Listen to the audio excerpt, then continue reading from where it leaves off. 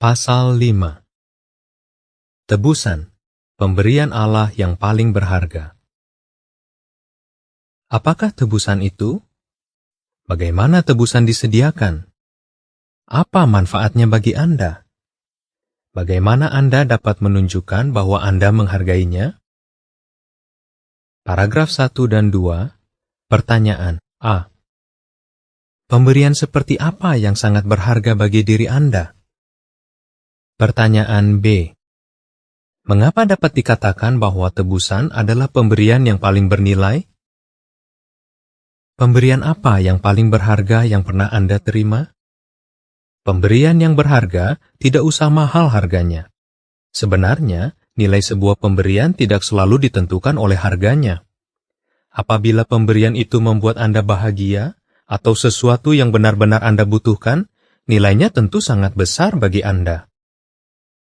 Dari begitu banyak pemberian yang bisa jadi Anda inginkan, ada satu yang jauh melebihi yang lainnya. Ini adalah pemberian dari Allah bagi umat manusia. Yehuwa memberi kita banyak hal, tetapi pemberiannya yang paling berharga bagi kita adalah korban tebusan putranya, Yesus Kristus. Seperti yang akan kita lihat dalam pasal ini, tebusan adalah pemberian yang paling bernilai, karena dapat mendatangkan kebahagiaan yang tak terlukiskan dan dapat memenuhi kebutuhan Anda yang paling penting. Tebusan adalah bukti terbesar bahwa Yehuwa mengasihi Anda. Apakah tebusan itu? Paragraf 3. Pertanyaan. Apakah tebusan itu? Dan apa yang perlu kita pahami agar dapat mengerti betapa bernilainya pemberian itu? Singkatnya, tebusan adalah sarana Yehuwa untuk membebaskan atau menyelamatkan umat manusia dari dosa dan kematian. Untuk memahami makna ajaran Alkitab ini, kita perlu meninjau kembali apa yang terjadi di Taman Eden.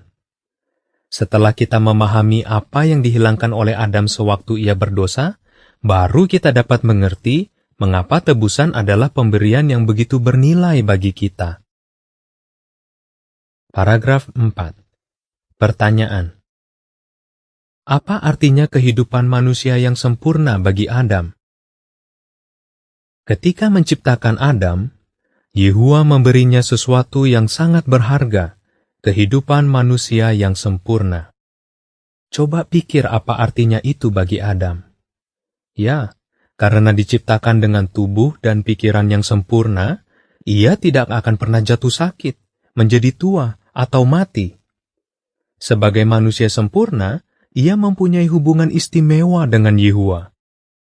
Alkitab mengatakan bahwa Adam adalah putra Allah.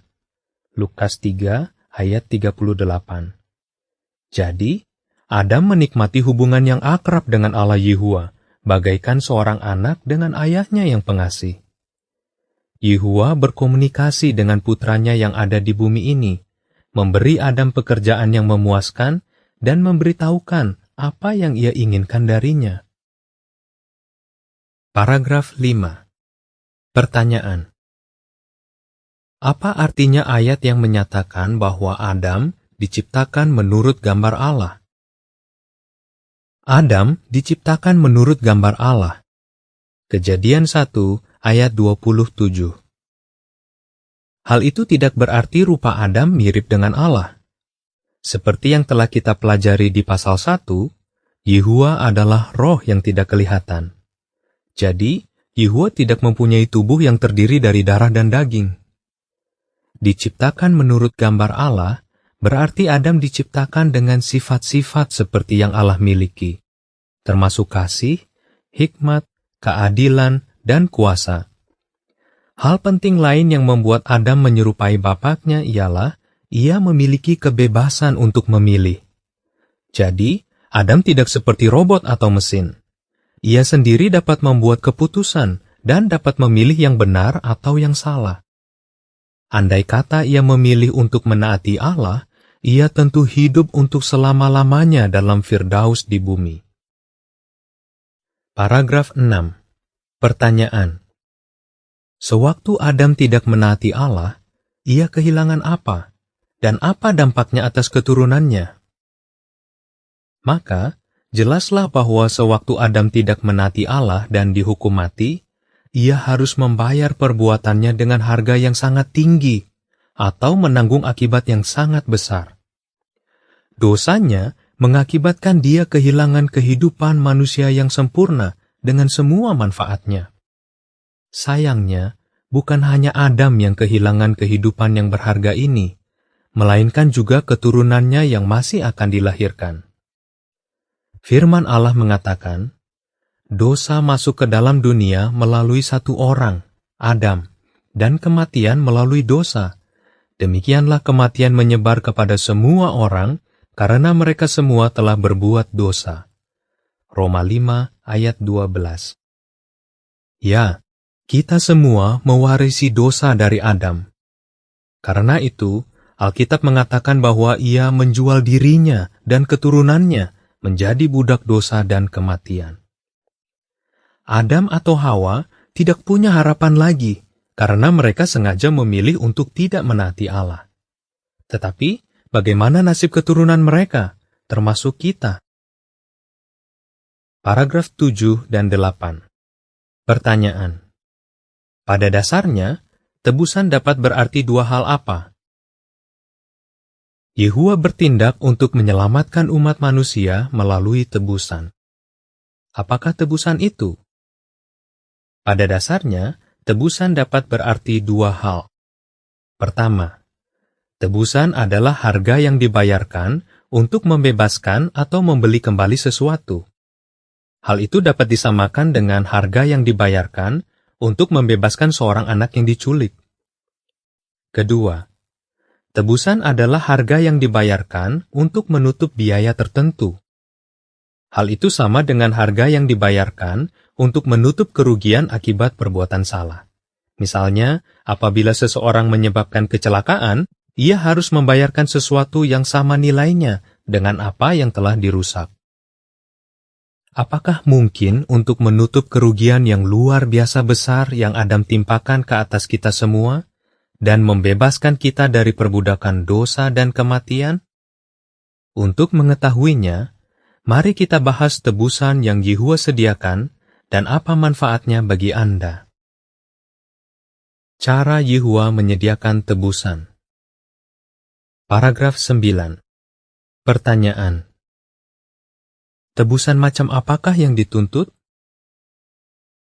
Karena yang hilang adalah kehidupan manusia yang sempurna, itu mustahil ditebus dengan kehidupan manusia yang tidak sempurna. Yang dibutuhkan adalah tebusan yang sama nilainya dengan apa yang hilang. Hal ini selaras dengan prinsip keadilan yang sempurna yang terdapat dalam firman Allah, yaitu jiwa ganti jiwa. Ulangan 19 ayat 21. Jadi, apa yang dapat menggantikan nilai jiwa atau kehidupan manusia yang sempurna yang telah dihilangkan Adam? Tebusan yang sepadan yang dituntut adalah kehidupan manusia yang sempurna juga. Paragraf 10. Pertanyaan.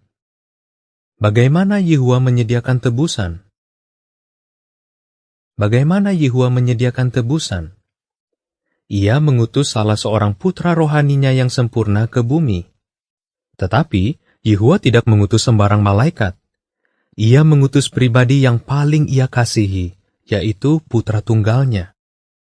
Putra ini dengan rela meninggalkan tempat tinggalnya di surga.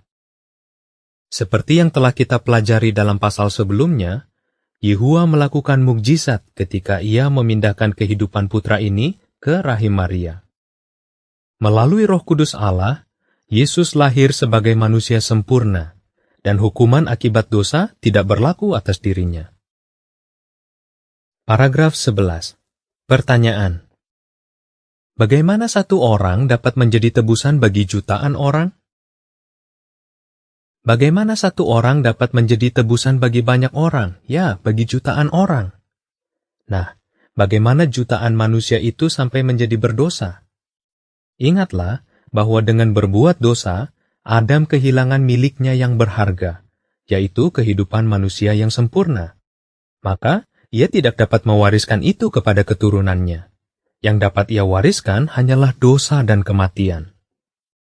Yesus, yang Alkitab sebut sebagai Adam yang terakhir, mempunyai kehidupan manusia yang sempurna, dan ia tidak pernah berbuat dosa. 1 Korintus 15 ayat 45. Dengan kata lain, Yesus menggantikan Adam untuk menyelamatkan kita. Dengan mengorbankan atau menyerahkan kehidupannya yang sempurna dan selalu taat tanpa cela kepada Allah, Yesus membayar harga tebusan untuk membebaskan manusia dari dosa Adam. Dengan cara inilah, Yesus memberikan harapan kepada keturunan Adam. Paragraf 12. Pertanyaan. Apa yang dibuktikan melalui penderitaan Yesus? Alkitab dengan terperinci menggambarkan penderitaan yang Yesus alami sebelum kematiannya. Ia dicambuk dengan bengis, dipakukan dengan kejam pada tiang, dan mati dalam keadaan tersiksa. Lihat apendiks halaman 204-206 dari edisi tercetak. Mengapa Yesus harus mengalami begitu banyak penderitaan? Dalam pasal lain, kita akan melihat bahwa setan meragukan apakah ada manusia yang akan tetap setia melayani Yehua di bawah ujian. Dengan bertekun dan tetap setia meskipun sangat menderita, Yesus memberikan jawaban terbaik untuk tuduhan setan. Yesus membuktikan bahwa manusia sempurna yang memiliki kebebasan memilih dapat mempertahankan integritas yang sempurna kepada Allah, tidak soal apa yang dilakukan si iblis. Yehua pasti sangat bersukacita atas kesetiaan putra yang ia kasihi itu. Paragraf 13. Pertanyaan. Bagaimana tebusan itu dibayar? Bagaimana tebusan itu dibayar? Pada tanggal 14 Nisan 33 Masehi, dalam kalender Yahudi, Allah membiarkan putranya yang sempurna dan tanpa dosa itu dihukum mati. Jadi, Yesus mengorbankan kehidupan manusianya yang sempurna sekali untuk selamanya. Ibrani 10 ayat 10. Pada hari ketiga setelah Yesus mati, Yehua membangkitkan dia untuk hidup lagi sebagai makhluk roh. Di surga, Yesus mempersembahkan kepada Allah nilai kehidupan manusianya yang sempurna, yang dikorbankan untuk menebus keturunan Adam. Yehua menerima nilai korban Yesus sebagai tebusan yang dibutuhkan untuk membebaskan umat manusia dari perbudakan dosa dan kematian. Manfaat tebusan bagi Anda. Paragraf 14 dan 15. Pertanyaan. Untuk menerima pengampunan atas dosa-dosa kita, apa yang harus kita lakukan? Meskipun berdosa, kita dapat menerima berkat-berkat yang tak ternilai karena tebusan itu. Mari kita bahas beberapa manfaat dari pemberian atau karunia Allah yang paling berharga ini, yang bisa kita dapatkan sekarang dan di masa depan. Pengampunan dosa. Karena mewarisi ketidaksempurnaan, kita harus berjuang keras untuk melakukan apa yang benar. Kita semua berbuat dosa melalui perkataan atau perbuatan kita. Tetapi, melalui korban tebusan Yesus, kita dapat menerima pengampunan atas dosa-dosa kita. Kolose 1 ayat 13 dan 14. Namun, untuk memperoleh pengampunan itu, kita harus sungguh-sungguh bertobat. Kita juga harus memohon dengan rendah hati kepada Yehua, meminta pengampunannya atas dasar iman kita akan korban tebusan putranya. Paragraf 16. Pertanyaan. Apa yang membuat kita dapat beribadat kepada Allah dengan hati nurani yang bersih? Dan, apa manfaatnya memiliki hati nurani yang bersih? Hati nurani yang bersih di hadapan Allah. Hati nurani yang terganggu akibat perbuatan salah dapat dengan mudah membuat kita putus asa dan merasa tidak berharga. Tetapi, kita telah mendapat pengampunan melalui tebusan. Maka atas kebaikan hati Yehua, kita dapat beribadat kepadanya dengan hati nurani yang bersih, meskipun kita tidak sempurna. Hal itu membuat kita leluasa berbicara kepada Yehua. Jadi, kita dapat dengan leluasa mendekati Dia melalui doa. Mempertahankan hati nurani yang bersih akan menghasilkan kedamaian pikiran, meningkatkan harga diri, dan mendatangkan kebahagiaan. Paragraf 17. Pertanyaan. Berkat-berkat apa yang dapat diperoleh karena Yesus mati bagi kita? Harapan kehidupan abadi dalam Firdaus di bumi. Roma 6 ayat 23 mengatakan, upah yang dibayarkan oleh dosa adalah kematian. Ayat yang sama menambahkan, tetapi karunia yang Allah berikan adalah kehidupan abadi melalui Kristus Yesus Tuhan kita. Di pasal 3, kita telah membahas berkat-berkat dalam Firdaus di bumi yang akan datang. Semua berkat di masa depan itu, termasuk kehidupan abadi dengan kesehatan yang sempurna, dapat diperoleh karena Yesus mati bagi kita. Untuk dapat menerima berkat-berkat itu, kita perlu menunjukkan bahwa kita menghargai karunia tebusan. Bagaimana Anda dapat memperlihatkan penghargaan? Paragraf 18. Pertanyaan. Mengapa kita harus bersyukur kepada Yehuwa untuk karunia tebusan? Mengapa kita harus sangat bersyukur kepada Yehuwa untuk tebusan? Nah, sebuah pemberian menjadi sangat berharga apabila si pemberi mengorbankan waktu, upaya, atau mengeluarkan biaya untuk itu. Hati kita sangat tersentuh apabila kita tahu bahwa pemberian itu adalah ungkapan kasih yang tulus dari si pemberi.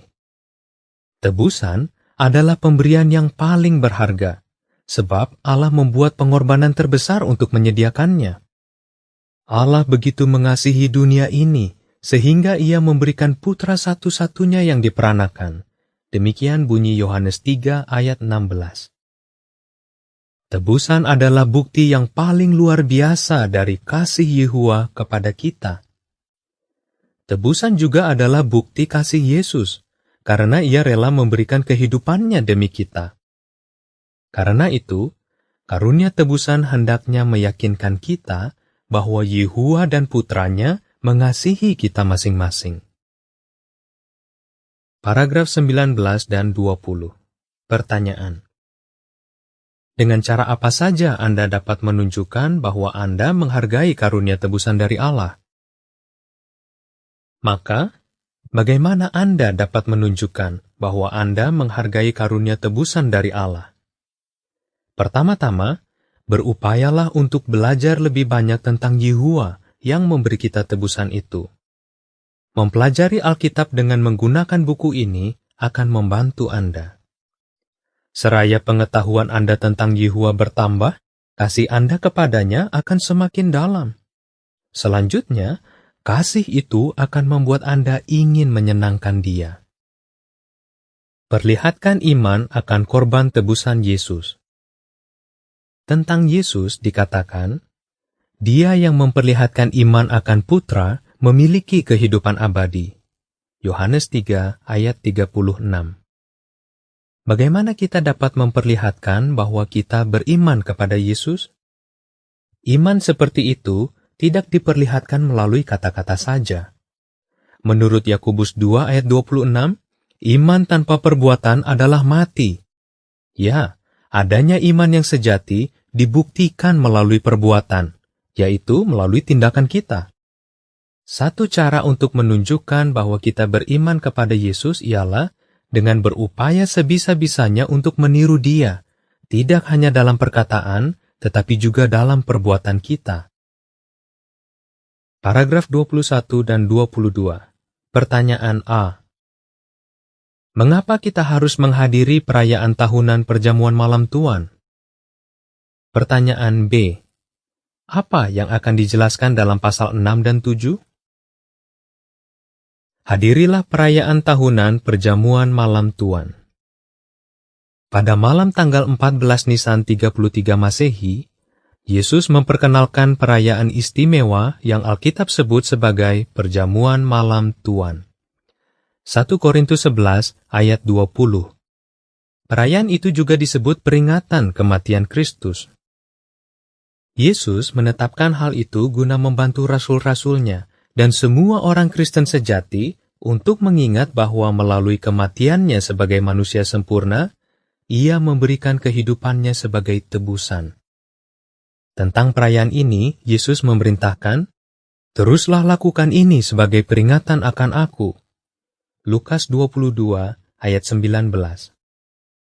Dengan merayakan peringatan, kita diingatkan kepada kasih yang besar yang diperlihatkan oleh Yehua maupun Yesus sehubungan dengan tebusan. Kita dapat menunjukkan penghargaan kita akan tebusan dengan hadir pada perayaan tahunan peringatan kematian Yesus. Catatan kaki mengatakan, untuk mendapat lebih banyak keterangan tentang makna perjamuan malam Tuhan, lihat appendix halaman 206-208 dari edisi tercetak. Akhir catatan kaki. Tebusan adalah pemberian Yehua yang sungguh tak ternilai. Pemberian yang luar biasa ini dapat mendatangkan manfaat bahkan bagi orang-orang yang sudah mati. Pasal 6 dan 7 akan menjelaskan caranya. Apa yang Alkitab ajarkan? Tebusan adalah sarana Yehua untuk membebaskan umat manusia dari dosa dan kematian. Efesus 1 ayat 7. Yehua menyediakan tebusan dengan mengutus putra tunggalnya ke bumi untuk mati bagi kita. 1 Yohanes 4 ayat 9 dan 10. Melalui tebusan, kita memperoleh pengampunan dosa, hati nurani yang bersih, dan harapan kehidupan abadi. 1 Yohanes 1 ayat 8 dan 9. Kita menunjukkan bahwa kita menghargai tebusan dengan berupaya belajar lebih banyak tentang Yehua, dengan memperlihatkan iman kepada korban tebusan Yesus, dan dengan menghadiri perjamuan malam Tuhan. Yohanes 3 ayat 16.